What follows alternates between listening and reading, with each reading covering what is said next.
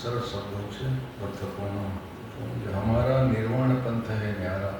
गुरुजी नामे निर्वाण धाम એટલે તો ધામ એ કોઈ જગ્યા નથી. નિર્વાણ ધામ એટલે આપણું સ્વરૂપ, પરમ તત્વ બીજા જાણના ન તદ ભાષ્યતે ન સૂર્ય ન શશાંકો ન પાવક યદગત્વા ન નિવર્તન્તે તદ ધામ પરમ મમ. મારું એ ધામ છે એમ કે સૂર્ય ચંદ્ર કોઈ એને પ્રકાશી ન થતા, અગ્નિ કે કોઈ, અને એમ કે ત્યાં ગયા હોય પાછા ના આવે એવું મારું ધામ. પિતાજીમાં આવે છે. તો એ આપણને તરત એવું થાય કે ધામ એટલે એવી કોઈક જગ્યા હશે, ભગવાન ત્યાં રહેતા રહે અને આપણે જ્યાં ત્યાં પહોંચી જાય પાછું અહીં ના આવવું પડે. એવું સ્વાભાવિક આ શબ્દો બધા એવા છે કે હકીકતમાં પરમધામ કયો, નિર્વાણ ધામ કયો, પોતાનું ભગવાન કે મારું ધામ. તો ધામ એટલે કોઈ સ્થળની વાત નથી, આપણું સ્વરૂપ એ જ નિર્વાણ. સ્વરૂપમાં સ્થિતિ એ જ નિર્વાણ. મુક્તિ મોક્ષ શબ્દ નિર્વાણ એ મુક્તિ મોક્ષ માટે જ વપરાનો. તો એ જે પોતાના સ્વરૂપને જાણી લીધો એને જ આપણે આત્મદર્શન કહીએ છીએ. તો અહીંયા નિર્વાણ શબ્દ એના માટે વપરાનો છે. એટલે કે એ પરમ તત્વને પામવાનો જે પ્રયાસ છે એ જ નિર્વાણ માર્ગ. તો એ જ ન્યારો છે સૌથી શ્રેષ્ઠ તત્વ, કારણ કે એ જ પામવા જેવું હોય છે, મેળવવા જેવું છે, જાણવા જેવું હોય છે.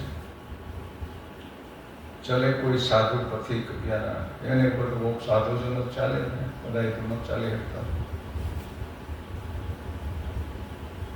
પથિક એટલે આમ તો પથિક એટલે એ રસ્તે જે ચાલનાર હોય એને પથિક કહેવાય. પણ અહીંયા કોઈ રસ્તો નથી, હકીકતમાં કોઈ એવો રસ્તો નથી, ક્યાંય જવાનું નથી. પણ આ બધા આપણે કહીએ ભગવાનને રસ્તે હાલવું, આધ્યાત્મિક રસ્તે હાલવું, ને એ રસ્તો શબ્દ આવે એટલે વળી આપણે થાય કે ક્યાંક હાલી હાલીને જશું, આ પ્રયાસ કરતો પછી અહીંયા પહોંચી જવાનું, ત્યાં પછી અનુભવ થાય, એવું નથી. આ બધી અંદરની જે રૂપાંતર થાય છે, આપણે અંદર જાગૃતિ ધીરે ધીરે વધતી જાય અને બેહોશી ઘટતી જાય. તો જે કંઈ છે એ અહીંયા અત્યારે છે. વર્તમાન એ જ આપણું સ્વરૂપ છે. ગઈકાલે આપણે જોઈ ગયા કે વર્તમાન છે એ જ વાસ્તવિક સત્ય કયો કે આત્મા કયો કે ધ્યાન કયો કે સાક્ષી ભાવ કયો. જ્યાં દેશકાલ નથી, દેશ નથી, કાલ નથી, માયાનું તો સ્થળ થોડું એને લાગુ પડે કોઈ કે આ સ્થળે હોય આપણે. એટલે ગઈકાલે જોયું તો આપણે વિભુ કોને કહેવાય? જે સર્વત્ર હોય. દેશ કાલ વસ્તુથી જે વિભાજિત ન થાય એ.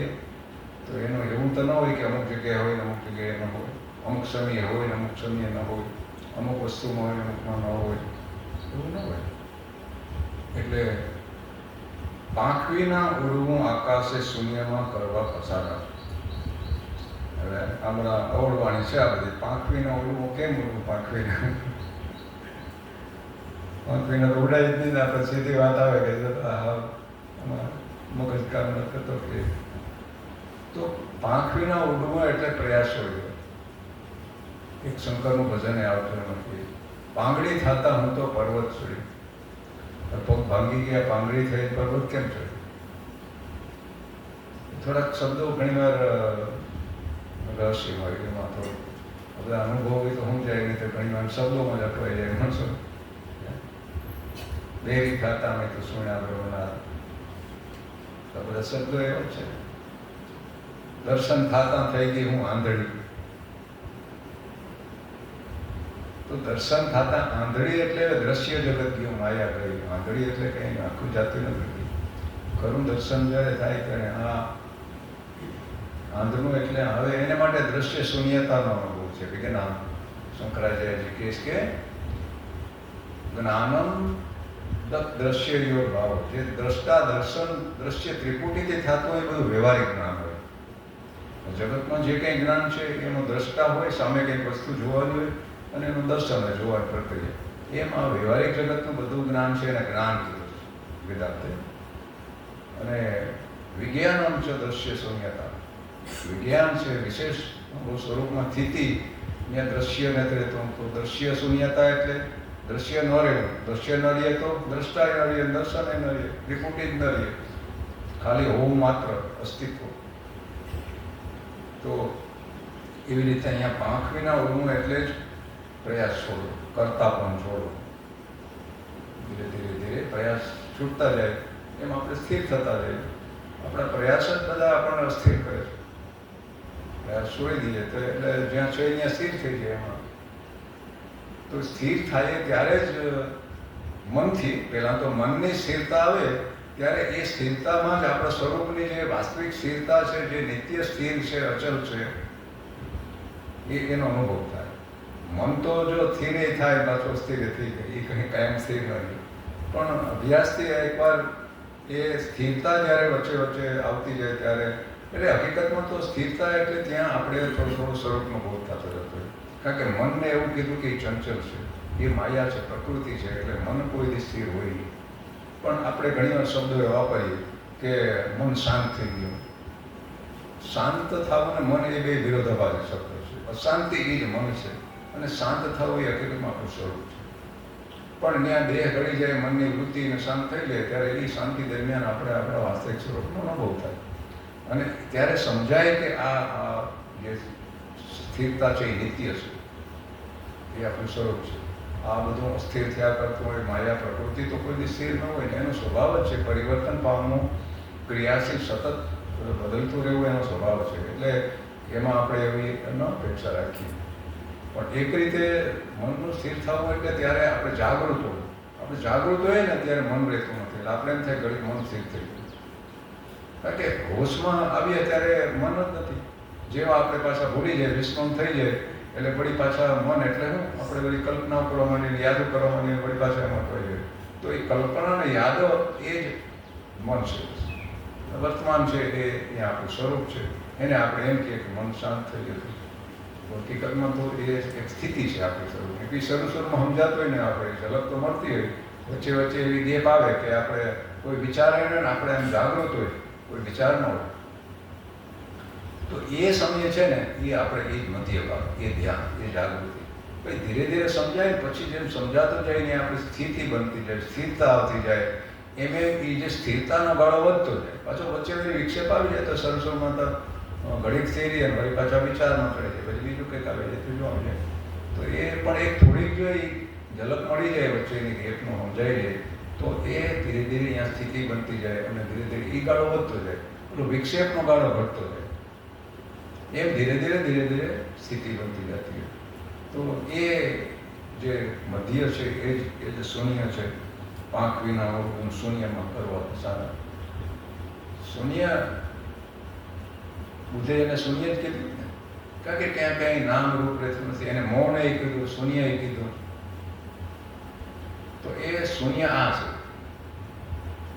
કોઈ નિર્વિચાર સ્થિતિ કે આમ ન કહ્યું દ્રશ્ય શૂન્યતા, એટલે દ્રશ્ય પછી છે ને આ તો કંઈક આ દ્રશ્ય ન જાય. આપણે એમ ન માનો કે આ જતું રહે, આ દ્રશ્ય જગત તો રહે પણ અંદર શૂન્ય હોય. અંદર નતર શું થતું હોય, આપણે સામાન્ય રીતે સામાન્ય સ્થિતિમાં કેવું થતું હોય કે આ એ બારે દ્રશ્ય ને ન્યાય હાલે બીજી રામાયણ, ન્યાય બંધ નથી ઘણી વાર. અંદર એ દ્રશ્ય જગત છે ને સૂક્ષ્મ, ઘણી વાર ન્યાય પૂરો છે. કલ્પનાની દુનિયા આખી ન્યાય ઊભી થઈ જાય, વળી ઘડીક આપણે શાંતિ બેઠા હોય, માણસ લાગે કે શાંતિ. અંદર તો મહાભારત આવતું ન્યાય, એ ઝઘડા દલીલો આમ અમે જાણે સભા ભરણી બોલો, આ આખું દ્રશ્ય જગત ઊભું થઈ જાય, બહાર છે ન્યાય ઊભું થઈ જાય પાછું. તો એ જ્યારે સ્થિતિ બનવા માંડે ત્યારે ધીરે ધીરે દ્રશ્ય શૂન્યતા સાથે અંદરનું દ્રશ્ય ન રહે. આપણે પછી વિચાર સ્થિતિ કહીએ, દ્રશ્ય શૂન્યતા, એને જ વિજ્ઞાન કીધું. વિજ્ઞાન એટલે વિશેષ જ્ઞાન. તો એ વિજ્ઞાન એ જ ખરું આધ્યાત્મિક, જેને ખાલી આપણે જ્ઞાન શબ્દ વાપરીએ ત્યારે સમજો કે વ્યવહારિક જ્ઞાન, જગતનું જ્ઞાન, એ ત્રિપુટીથી થાય. અને વિજ્ઞાનમાં એ દ્રષ્ટા દર્શન, કારણ કે આમે ત્રિપુટીમાં એવું છે કે કોઈ એક ન હોય તો બીજા બે પણ ન હોય, ત્રણેય હોય તો જ વ્યવહાર હાલે. દ્રશ્ય ન રહે કોઈ દ્રષ્ટા કોને કહેવું? દ્રષ્ટા દર્શન એક સાપેક્ષ છે. દ્રશ્ય છે એટલે એને દ્રષ્ટા કહું. વાસ્તવિક તે દ્રષ્ટા એ આત્મા છે. દ્રષ્ટા અને સાક્ષી આત્મા કીધું. દ્રશ્ય મિથ્યા છે. તો જ્યારે સ્થિતિ બનતી જાય અને દ્રશ્ય શૂન્યતા થતી જાય ત્યારે એ વચ્ચે વચ્ચે ઝલક મળે કે અહીંયા દ્રષ્ટા એ પછી રહેતો નથી. દ્રષ્ટા ભાઈ કોને કહેવું? દ્રષ્ટા દર્શન દ્રશ્ય એ વાસ્તવિક સ્થિતિ છે. તો ઘણીવાર શૂન્ય કે કોઈ આવા કબીરે કીધું શૂન્ય મહેલ મેં બાસા કર્યું. તો શૂન્ય શબ્દ ઘણી જગ્યાએ આવે પણ બુદ્ધે વાપર્યો તો બધા એવું કહી નાખ્યું બુદ્ધ ભગવાનને ન માનતા, ભગવાન એ તો આત્માને ન માનતા, પરમાત્માને ન માનતા. પણ ભાઈ આત્મા પરમાત્મા પણ એક સાપેક્ષ વસ્તુ છે. આ જીવ છે એટલે મને સામે ભગવાન કહેવું પડે. ભાઈ જીવ ભાવ નથી રહેતો તો ભગવાન કોને કહેવાય? બે છે એ એના ઉપાધિકૃત ભેદ કીધા વેદાંતે. ભગવાન કોને કહેવાય? આ બ્રહ્માંડ જેનું શરીર છે એ એક ઉપાધિ કીધી વેદાંતે. આકાર છે ને, બ્રહ્માંડ ગમે એવો મોટો તેનો આકાર છે. તો બ્રહ્માંડની સાથે જેટલું ચૈતન્ય સંકળાયેલું છે એને આપણે ઈશ્વર કહેવાય. તો એ બ્રહ્માંડ પણ એક ઉપાધિ છે. ઉપાધિ એટલે કે આકાર નામરૂપવાળી વસ્તુ છે, અને નામરૂપ મિથ્યા છે. એટલે અજ્ઞાન અવસ્થામાં બે છે. જ્યાં સુધી હું જીવ છે તો અમે ઈશ્વરે છે. પણ ઈશ્વરનું વાસ્તવિક સ્વરૂપ તો બ્રહ્મ છે, શુદ્ધ ચૈતન્ય ઈશ્વરનું સ્વરૂપ છે. તો એ પણ એક એનું શરીર છે. આ બ્રહ્માંડ ભગવાનનું શરીર સમજી લઈએ આપણે. અને જે બ્રહ્મ છે એ તો અનંત છે. બ્રહ્માંડ ગમે એવું હોય તો એ સીમિત છે. અનંતને સામે બહુ મર્યાદા છે, તલભાગ કહેવાય એમ. તો એ બે છે એ જ તો ઈશ્વર. આપણું વેદાંતનું મહાવાક્ય છે તત્વમસી. તત્ત્વમ, તત્ એટલે ઈશ્વર, તત્પદ, તોમ એટલે જીવ. તો તત્ અને તોમ એટલે કે જીવ અને ઈશ્વર સ્વરૂપથી એક જ છે, એમાં કોઈ ભેદ નથી. જીવો બ્રહ્મેવ ના પર. વેદાંતો એમ કે જીવ બ્રહ્મ જ છે, અલગ નથી કે બ્રહ્મથી. બે છે જ નહીં ત્યાં. જ્યાં સુધી પોતે પોતાને અલગ માને આ શરીર ધારીને જીવ ભાવ છે, ત્યાં સુધી ભગવાન છે હું છું ના બે રહે. એટલે આપણે આગળ ગઈકાલે જોઈએ ને કબીરની સાથી, પ્રેમ ગલી હતી સાંકડી તામે દો ન સમાય. જબ હરી થા જબ મેં થા હરી નહીં, અબ હરી હે તો મેં નહીં. હું હોય તો સામે હરી હોય. કારણ કે હું જાતો જઈએ તો પછી જે છે એને હરી કયો, બ્રહ્મ કયો, આત્મા કયો, પરમાત્મા. પણ એ વાસ્તવિક એ બોધવાચક છે. તત્વમસી બસ ગુરુ એ બોધ આપે છે કે સ્વરૂપથી ઈશ્વરનું શુદ્ધ સ્વરૂપ એ બ્રહ્મ છે. એમ આપણું જીવનું શુદ્ધ સ્વરૂપ શું છે એને કુટસ્થ કીધું. તો કુટસ્થ અને બ્રહ્મ એક રૂપ છે. કુટસ્થ એટલે કીધો કે એ આત્મા એરણ હોય ને એને કુટસ્થ કીધો. એરણ ઉપર લુહાર હોની ઘડી ઘડી કંઈક દાગીના ભર્યા છે. એ ઘડતર એના પર આધાર એ છે. દાગીને ગઈએ પણ એરણ એવું ને એવું, એરણમાં કંઈ બદલાય કે આકાર એવું. એટલે આ ચૈતન્ય આત્મામાં જ આ અનેક આકાર નામરૂપ જગત ઊભું થાય, સમાઈ જાય, એ બધું થયા કરે. પણ એમાં કોઈ પરિવર્તન આવતું નથી. સ્વરૂપમાં કોઈ પરિવર્તન આપણને બદલાતું નથી. એવી રીતે જીવ ઈશ્વર સ્વરૂપથી એક છે. એને વેદાંતે ઉપાધિકૃત ભેદ કીધા. આકાર નામ રૂપે ઉપાધિ કી વેદાંત એટલે કે એ દેખાવ ઉભો કરે કે આ અલગ છે ને આ અલગ છે. તો વાસ્તવિક રીતે કોઈ ભેદ ઉભો ન કરે. ઉપાધિકૃત ભેદ ખોટા હોય, દેખાવ પૂરતા હોય. વેદાંત કઈ રીતે સમજાવે કે આત્મા બ્રહ્મ ચૈતન્ય છે, એના ટુકડા થઈ શકે નહીં કોઈ. આ આકાશને આપણે વિભાજિત નથી કરી શકતા. આ દિવાલમાં આકાશ છે, આ દિવાલ ઉભી કરીને આપણે ભ્રમ ઉભો થાય કે આ રૂમનું આકાશ જુદું, આ બહાર વળી કંઈ જુદું છે, એવી એક ભ્રાંતિ ઊભી થઈ શકે. તો વેદાંત એને ઘટાકાશ, મઠાકાશ, મહાકાશ આ બધા આપણે સમજાવવા માટે કરે.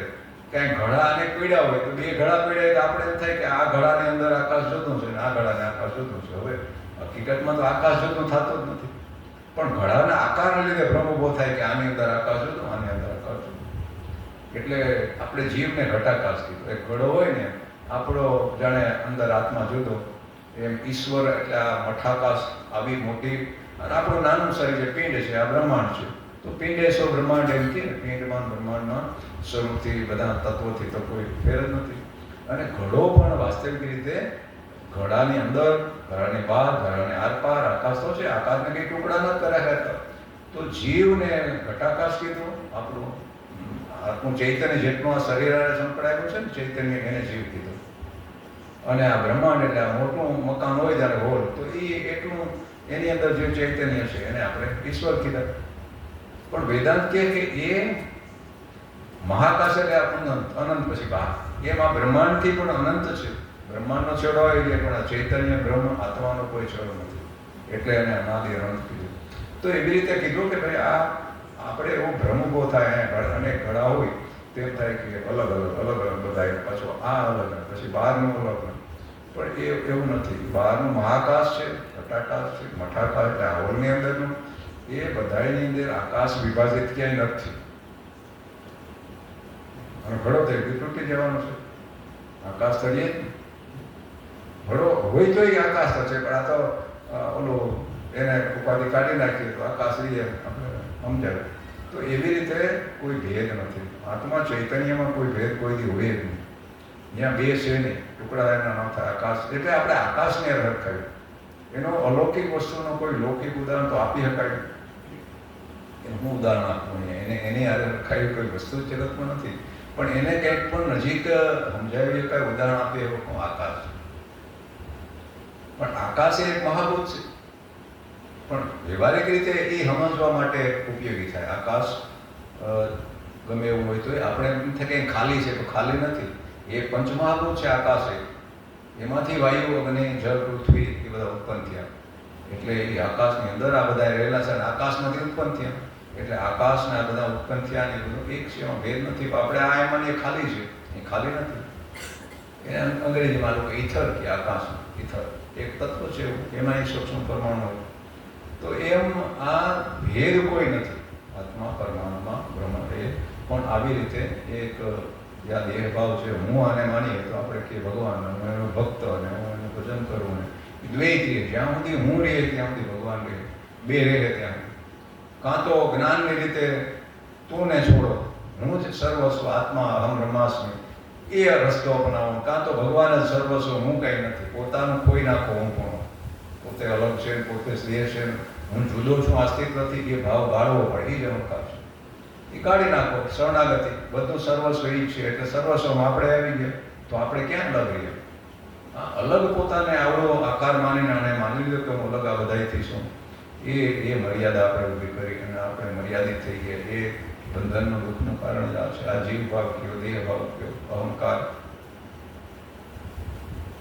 તો શૂન્યમાં કરવા પસાર. એટલે શૂન્ય એ જ, એને પછી એ ચૈતન્ય આકાશ જેવું ખાલી, એને કોઈ એમ્પ્ટીનેસ, નથિંગનેસ ઇંગ્લિશમાં, નથિંગ ઇઝ એવરીથિંગ એમ કે કંઈ નથી એ જ સર્વસ્વ છે. એ કંઈ નથી એમાંથી જ્યાં કંઈક ઊભું થાય ને પાછું એમાં સમાઈ જાય. આધાર સૌનો એ છે. એ ખાલી જે છે ને અનંત આકાશ જેવું, એમાંથી આ નામરૂપ તરંગો દરિયાનો જ્યાં ઉઠે એમાં બધા આકારો નામ ઉત્પન્ન થાય. નિત્ય તો કાંઈ નથી, પાછું ક્યાંય ગયું એ આકારો પાછા વિસર્જન. જે વાદળા આકાશમાં થયા કરે પાછા નથી રહેતા તો એ ક્યાં ગયા? બસ એવું જ છે આ જગતે. ભગવાન કૃષ્ણ એટલે કહે છે 7મા અધ્યાયમાં જાઓ છો કે જેમ આ બધા જીવ પ્રાણી માત્ર બધા મારા અંદરથી ઉત્પન્ન થાય, મારી અંદર સ્થિતિ કરીને પાછા મારામાં સમાઈ જાય. એટલે એ મારામાં છતાં પણ એ મારામાં નથી ને હું એનામાં નથી. બધા મારામાંથી જ પ્રગટ થાય તો મારે આધારે તો રહીએ જ, મને પાછા મારામાં સમાઈ જાય. પણ છતાંય આ પ્રાણી જીવ જગત એ હું નથી અને એમાં હું નથી, એ મારામાં નથી. એટલે કે આ ભેદભાવને આત્મામાં નથી. જો એમ કે હું આ છું બધું, તો એ તો નાશવંત છે, તો ભગવાને નાશવંત કરે. અને એમ કે હું એમાં છું તો પોતે અવિનાશી છે ને. ભગવાન તો અવિનાશી, નામરૂપ તો કંઈ રહેતા નથી, તો હું ભગવાનને નાશવંત માનું. એટલે આપણું સમજાવવા જોઈએ કે ભગવાન કહે કે આકાશની જેમ હું છું, મારી આ વાદળા જેમ ઉત્પન્ન થાય એમ મારી અંદર આ જીવ સૃષ્ટિ નામરૂપ જગત ઉત્પન્ન થાય અને પાછું વિસર્જન થઈ જાય. પણ આકાશને કંઈ સ્પર્શ થાય, આવા બ્રહ્માંડ કંઈક એક સેકન્ડમાં કંઈક તૂટે એટલે કંઈક નવા ઉત્પન્ન થાય. આ ખડભડાટામાં કંઈક હાલે. આપણી તો કંઈ ગણતરીના હિસાબને મગજ કામ નથી કરે એવું અનંત લાગે આ બ્રહ્માંડ. છેડા બુદ્ધિની રીતે વિચારીએ તો કંઈક સૂર્યો, કંઈક આકાશ ગંગાઓ એવી જે અબજો સૂર્યો હોય એવી પણ એ પાછી ઓલું બ્લેક હોલમાં કહે ને આપણે, તો બ્લેક હોલમાં સમાઈ જાય. એમાંથી બધું પ્રગટ થાય, એમાં સમાઈ જાય. વિજ્ઞાને આજે ત્યાં પહોંચ્યું. બ્લેક હોલ છે એ શું છે એ નથી સમજાતું. એ બ્લેક હોલ છે એ જ કારણ છે, કારણ શરીર. મહેશ ગયો એ આપણું કારણ શરીર, એમાંથી આ ઉત્પન્ન થાય પાછું એમાં સમાઈ જાય. રાતે હોઈએ ત્યાં ક્યાં જાય? એ એમાં સમાઈ જાય, પાછું એમાંથી જાય. તો એવી રીતે થાય. પણ હવે બ્લેક હોલ છે એ બુદ્ધિ ત્યાં આવી અંત આવી ગયો. કારણ કે નામરૂપ કંઈ કોઈ તો બુદ્ધિ જાણી શકે નહીં. તો વિજ્ઞાન ત્યાંય અટક્યું છે. બ્લેક હોલ, ડાર્ક એનર્જી ને ડાર્ક મેટર ને આ બધું હવે એ બુદ્ધિથી પરની વાત છે. યંત્રોથી એ જણાઈ ગયું છે. એને આપણે કારણ શરીર કીધું. કાળી કે કાળી, તો એ કાળું ધોળું નથી, પણ જ્યાં એ સુષુપ્તિ અવસ્થા કે ત્રીજું કારણ શરીર છે એમાં આ બધું સમાઈ જાય ત્યારે એને તમે કંઈ ન કહ્યું કે તેથી હું કંઈ જાણતો નહોતો. ત્યાં ત્રિપુટી ન રહીએ, જાણવાનો વિષય ને ઇન્દ્રિયો, મન, બુદ્ધિ, અહંકાર બધા ત્યાં લઈ પામી જાય. તો એમાંથી પ્રગટ થાય. એ પ્રગટ થાય ને એ આ જે નામરૂપ જગત, આ પદાર્થો ને જે દ્રશ્ય જગત છે ને એ બધું એમાંથી ઉત્પન્ન થાય, એમાં પાછું સમાઈ જાય. તો એવી રીતે આ આપણા અંદરથી શાસ્ત્રો વેદાંત કહ્યું કે ભાઈ તમારી કલ્પનાથી જગત ઊભું થાય, તમારી અંદર જ છે કલ્પાયેલું. તો એ શૂન્ય અહીંયા બુદ્ધે શૂન્ય એટલે જ કીધું કે ભાઈ ત્યાં પછી કોઈ દ્વૈત રહેતું નથી, ઈશ્વર જીવ આવા ભેદ જ રહેતા નથી, કંઈ નથી એવું એને પછી હું નામ આપવું? કોઈ શૂન્ય કે કોઈ બીજું નામ આપશે તો આપણે એમ થાય કે ભગવાનને માનતા નથી. પણ અંતે એ ત્યાં ભગવાન કે જીવ કે આ અલગ અલગ ભેદ ન રહેતા. અગમ ઘરમાં વાસ કરો. અગમ એટલે જે જાણી ના શકે, અગમ અગોચર, જે જાણવાનો વિષય ન બને. એટલે અગમ છે એ આપણું સ્વરૂપ છે, એ જ પરમાત્મા આત્મા એને કહેવું તો એને અગમ કહે. અલક્ષ્ય અગમ. તો એ અંતે પાછી ફરી ફરી વાત આપણા સ્વરૂપની જ આવે કે એ અગમ એટલે કે આત્માને કોઈ દી આમ આત્મા છે એવી રીતે ન જાણી શકાય. કારણ કે એ તો જાણવાવાળું છે, એ અલગ હોય તો જાણી શકાય. જે અલગ હોય એ જાણી શકાય. એટલે જે જણાતું હોય એ અલગ હોય. આ સમજેવાનું જે મને જણાતું હોય, દેખાતું હોય એ બધું હું ન હોય, એ મારાથી અલગ, હું એનાથી અલગ. એટલે સતત જે સામે દેખાય એને છોડતા રહો. એ દેખાય ત્યારે એને મહત્વ ના આપો. તરત વિચારી આવું છે કે દેખાય તો ખરું પણ દેખાય કોણ? તો જવાબ મળીએ હું આપણે ત્યારે કહીએ મને દેખાય તો એ હું કોણ? આ પ્રશ્ન સતત રહેવો. એમની ખોજ આવી રીતે કરવાની છે. જે દેખાતું એને છોડતા જાઓ તો નહીતી આ સિદ્ધાર્થ જ્ઞાનમાં તો અંતે તો એ દેખવા વાળું છે, એ જ આત્મા પરમાત્મા બ્રહ્મ છે કે સર્વની અંદર એક. એટલે કે અગમ ઘરમાં વાસ કરો, અખંડ બ્રહ્મ આધારા. અખંડ એટલે બ્રહ્મ છે એ કોઈ ખંડિત વિભાજિત ટુકડાવાળું કોઈ ન થઈ. જેમ આકાશ એક છે, આકાશ કઈ બ્રહ્માંડ વિખેરાઈ જાય, તૂટી જાય, ફૂટી જાય, બધું થાય તો આકાશ ભલે કે આકાશને કઈ થાય, અણુબોમ્બ ફોડો કે ગમે ફોડો, અણુબોમ્બ કોઈ ગણતરી નથી. મોટા મોટા સૂર્યની કલ્પના એવા સૂર્યથી પણ લાખો ગણા મોટા સૂર્ય છે. અને એવા તો અબજો સૂર્ય એક આકાશ ગંગામાં, એવી અબજો આકાશ ગંગામાં, આમાં કોઈ છેડો આવે એમ નથી એવું લાગે. તો એ બધું પાછું હમાઈ જાય, એમાંથી પાછું પ્રગટ થાય તો એ શૂન્ય છે. આ બધું ઉત્પન્ન થાય આકાર નામરૂપ. વેદાંત એમ કે નામરૂપ મિથ્યા છે, બાકી બધું બ્રહ્મ જ છે. બ્રહ્મ સિવાય અહીં કે બીજું છે નહીં.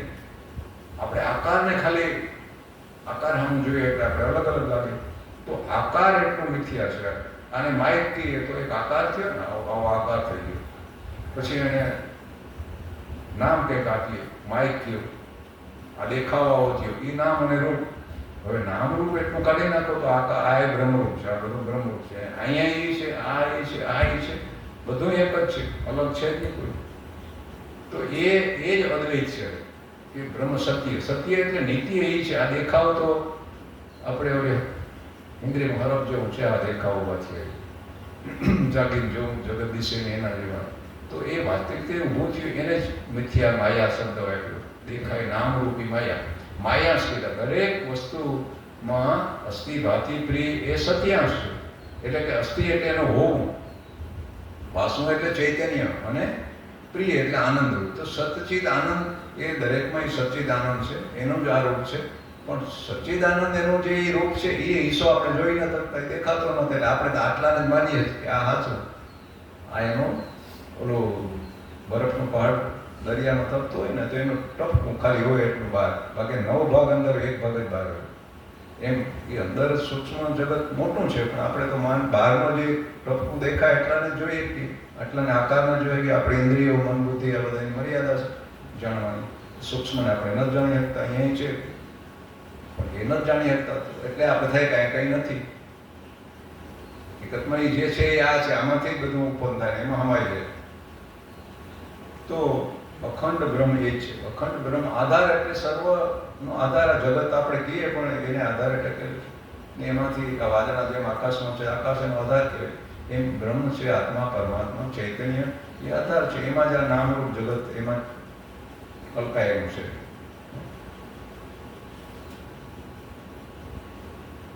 પાપ પુણ્યથી પર થવું, શુભાશુભ ધર્મ સારા. આ બધું પણ વ્યવહારિક જગત માટે બરાબર છે. પાપ ને પુણ્ય, શુભ અશુભ આપણે એ રીતે બધું કરવું જોઈએ. પણ પાપ પુણ્ય એ પણ એક કર્મ છે ને. આપણે એટલે કહીએ ને ભાઈ પુણ્ય કરવું, શુભ કરવું, અશુભ ન કરવું, પણ પુણ્ય પાપ એ પણ આખરે આ વ્યવહારિક જગત માટે બરાબર છે. ત્યાં આત્મામાં કોઈ પુણ્ય નથી, કંઈ પાપ નથી, ધર્મ નથી, અધર્મ નથી, શુભ અશુભનો ક્યાંય ભેદ ત્યાં રહેતા નથી બધા. એટલે એ ભેદ પણ છોડવો કે આ શુભ છે ને આ અશુભ છે અને આ પુણ્ય, સારું કામ ના ખરાબ કામ, કામ બધા કામ છે, પ્રવૃત્તિ કર્મ બધું બાંધે છે. એનાથી છૂટીએ કર્મથી, કરતા પણ નથી. શુભ કરીએ તો એના પરિણામ ભોગવવા પડે, બંધન તો એ ઊભું કરે. તો શુભાશુભ કે પાપ પુણ્ય બંનેથી નિવૃત્ત થવાનું છે. અને જે સ્વરૂપમાં સ્થિતિ થઈ એના માટે પાપ પુણ્ય નથી. અર્જુને કહે તો આ બધાને હણી નાખી તો તેને કંઈ નહીં થાય. તો એક આધ્યાત્મિક રીતે તો પાપ પુણ્ય કે શુભ અશુભ કે ભેદ કોઈ જાતના પોતાના સ્વરૂપમાં નથી. તો શુભ અશુભ એમાંથી છોડવું. આપણે કહીએ શુભ કરવું અને અશુભ ન કરવું. આ અશુભ સહજ એ કંઈ કરે નહીં, સાધુ સંત અમારી જાત થાય, પણ બે આખરે ભેદ છે.